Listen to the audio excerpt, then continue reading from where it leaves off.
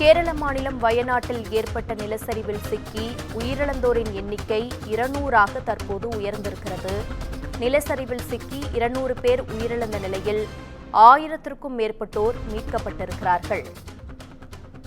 நிலச்சரிவில் சிக்கி காயமடைந்தவர்கள் மீட்கப்பட்டு மருத்துவமனைகளில் சிகிச்சைக்காக அனுமதிக்கப்பட்டுள்ளனர். இது தொடர்பான கூடுதல் விவரங்களை எமது செய்தியாளர் மார்ட்டின் ராஜா வழங்க கேட்கலாம். வணக்கம் மார்ட்டின் ராஜா, இது குறித்த கூடுதல் விவரங்கள். இரண்டாவது நாளாக கேரள மாநிலம் வயநாட்டிலே மீட்பு பணிகள் நடைபெற்று வருகிறது. அங்கே வயநாடு மாவட்டத்தில் இருக்கக்கூடிய முண்டக்கை பகுதியிலே இப்பதான் ஆற்றை கடந்து மீட்பு படை வீரர்கள் சென்றிருக்கிறார்கள். அங்கே சென்று பார்த்தால் ஏற்கனவே மலை முகடிலிருந்து அடித்து வரப்பட்ட சகதி மற்றும் கல் போன்ற மணல் முகடுகளால் அங்கே மூடி கிடக்கின்றன.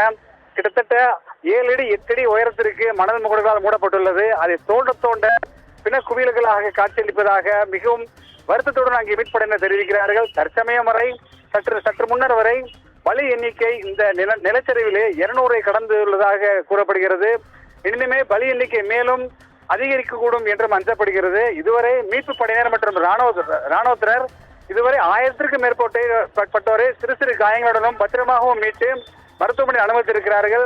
இன்னும் இது மிகப்பெரிய பேரிடராக இருக்கும் என்று கருதப்படுகிறது. இருந்தாலுமே அங்கே இருக்கக்கூடிய முண்டக்கை கிராமம், அங்கே இருக்கக்கூடிய ஆற்றின் அருகாமையிலேயும் சில சடலங்கள் இருப்பதாகவும் கூறப்படுகிறது. அங்கே முழுவதுமாக பெரிய பெரிய மரங்கள் வேரோடு புடுங்கி வந்து அங்கே ஆற்றின் ஓரத்தில் இருப்பதால் மேலும் அந்த மரக்கிளைகளை அறுக்கும் பணி நடைபெற்று வருகிறது.